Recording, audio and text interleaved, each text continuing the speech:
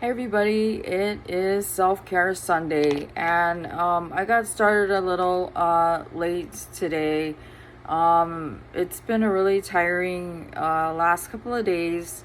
I haven't been sleeping well. My sleep schedule has been off, and I kind of blame it on school. And then on Friday, I did have a horrible migraine. And normally I'm usually able to get up and push through and take my son to school. And unfortunately, that day I was not able to. And so I did not feel comfortable getting in the car and taking him to school. So unfortunately, he missed school, which I felt really bad about because, that's just, for me, that's unacceptable. But, it is what it is. With my husband working and all of that stuff, sometimes there just isn't anybody to say, hey, can you know pick up or take my son to school and stuff like that. So it was too late to ask my husband to take him to school. So this weekend has been really tough.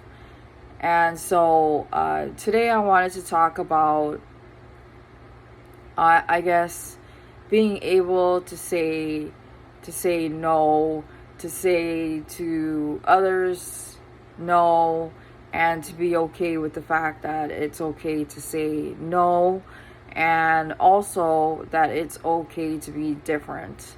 And I know that out in the big wide world, there's this whole idea that you have to be the same, that you have to be uh, um, I guess you have to fit in some sort of mold as everybody else does. And I tend to see myself as an oddball, that I don't always see myself as somebody who likes to fit in a specific kind of mold. And in some ways I'm okay with it. In some ways, it kind of bothers me. But and then there's the other thing is the ability to say no. That's something that I'm learning how to do, is to learn how to say no. Learning that it is okay to say no, I can't do this. No, I am not feeling well enough to do whatever it is. Um, just know in general that it's okay to be like, um, I can't I can't do this. I'm not okay doing this. And not feeling guilty afterwards, because I know there's always that guilt after you say no, that like, oh, I should have said yes, or I should have had, I guess, bended to the ability to say yes to whomever it is that's asking me to do something. And I don't always agree with that, and I don't always do a good job at saying no. I will totally and entirely admit to that, because I have a hard time doing that with my mom. I'm horrible at telling her no. When my dad was alive, I was horrible at saying no to him.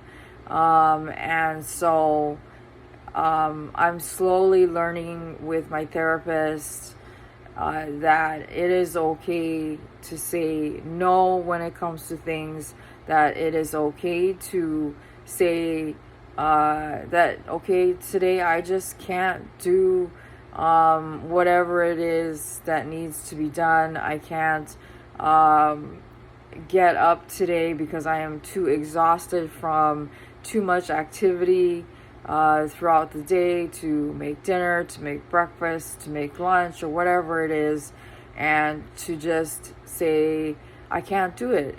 Physically, I cannot do it. Like, for example, yesterday, we went to Costco, which took a lot out of me physically and mentally because of my agoraphobia and, of course, the fibromyalgia. We spent not a lot of time, but we did spend a fair amount of time there. And then we went to our regular grocery store to pick up some, just a handful of things. And that took out a lot out of me.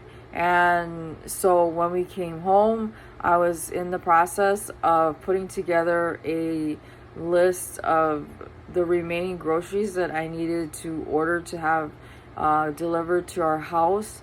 I couldn't even stay awake to do that. I kept nodding off. And so I needed to stop doing what I was doing and tell myself, no, you can't do it. And you have to lie down, you need to take a nap. And that's what I did. I did feel bad because I didn't make dinner. I wasn't able to make what I wanted to make for dinner. And then it was, and of course I felt bad. And I know I shouldn't feel bad, but I did. And my husband kept telling me, it's okay, it's not a big deal. And while I know that that's the case, there's always, and I'm sure that there are those of you out there that feel the same way, that you have this like guilt that, you should be doing these certain things, that when it comes to taking care of your family or for yourself, that it needs to be taken care of. And in reality, you don't have to do everything. There is no like checklist to say, yes, you have to, yes, you must, and that it is okay to say, no, I can't. So that's one thing that I really wanted to emphasize today as far as the self-care today, is trying to learn to say no and to be okay with the fact that it's okay to put that boundary line down and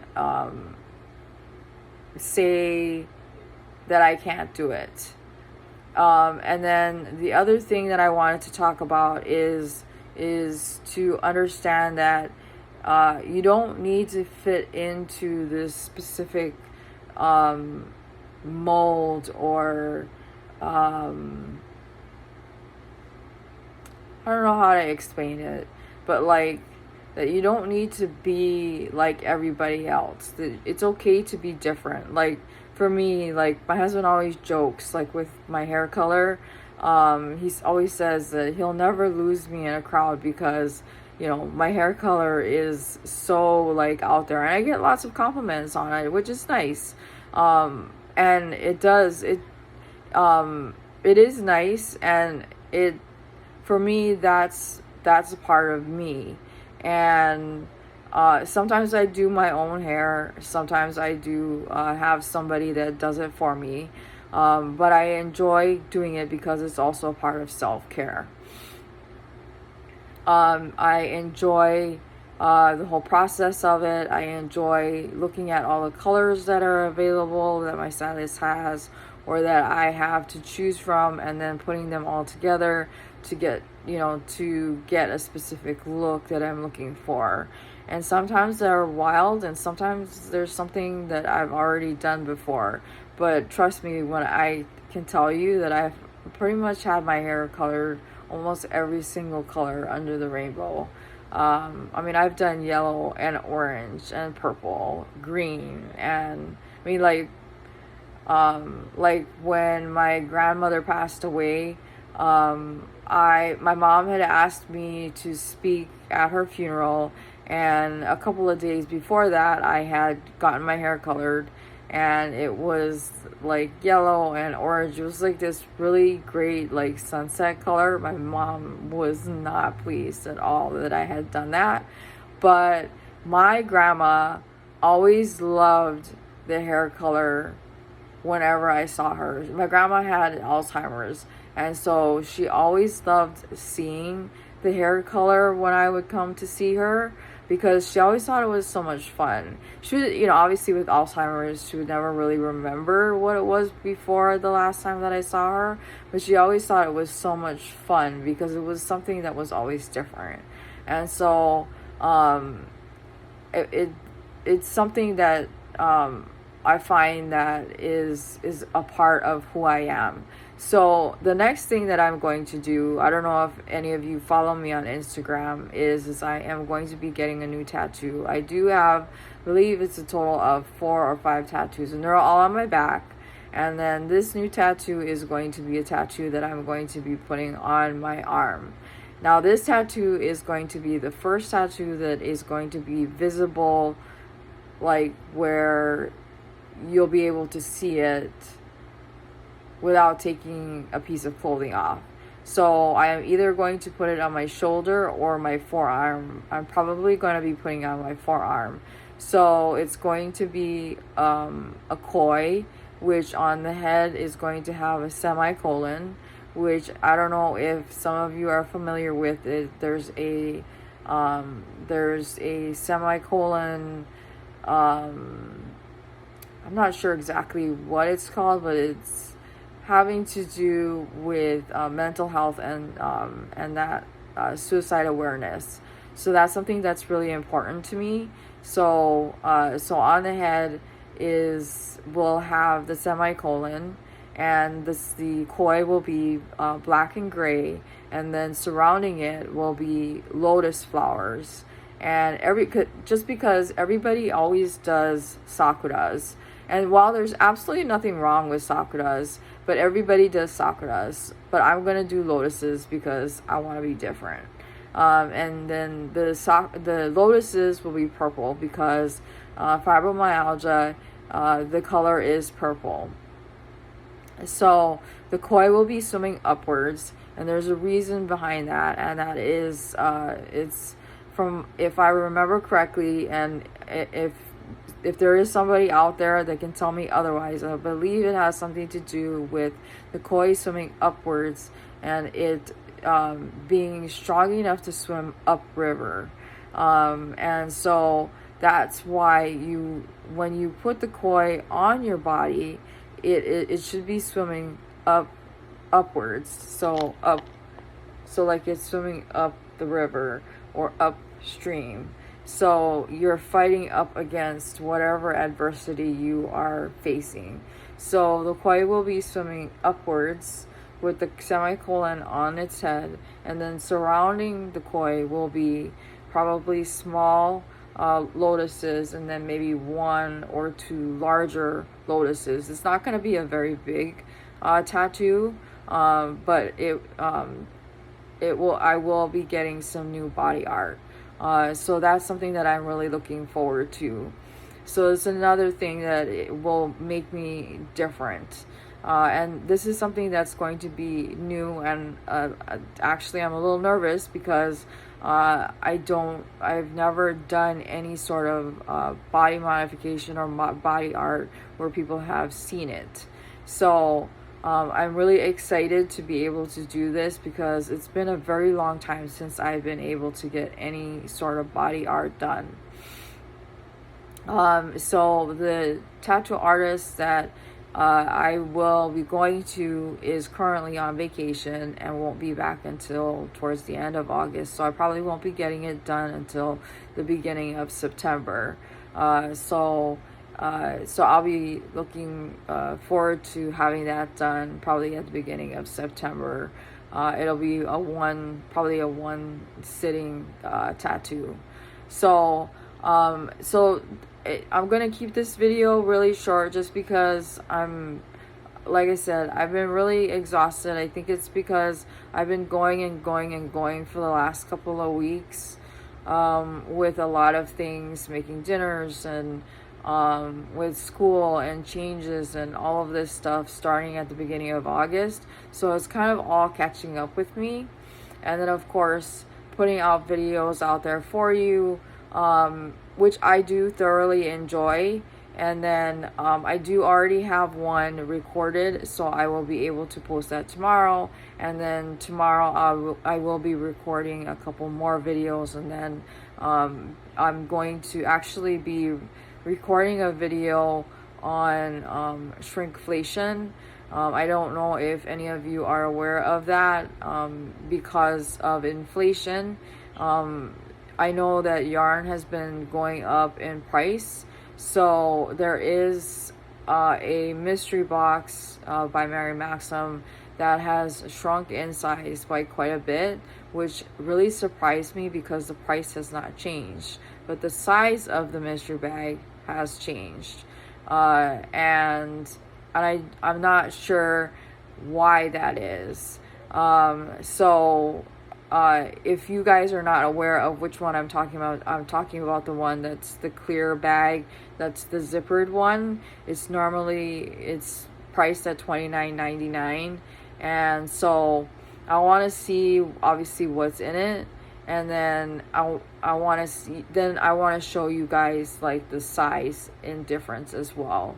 Because I know that inflation and shrinkflation is affecting everybody as well, especially for people who use yarn as a part of their business. So we'll leave it at that right now. So I wanted to still be able to put out my self-care Sunday video for you guys, and share with you a little bit of my thoughts today. And I hope you guys will continue to watch my videos from beginning to end, because it does help me. It helps my channel grow. And then I do hope that I continue to pick up subscribers, and subscribe to my channel. Share if you can. I am on Instagram, and everything that I get from you guys is really appreciative. Thank you so much to everybody who keeps coming back to watching all of my videos. I'm slowly learning how all of this works, and sometimes I am like super nervous about like what I put out there and how I come across, because I tend to be a little more reserved as a person. So in any case, until tomorrow, I will talk to you then. So bye bye.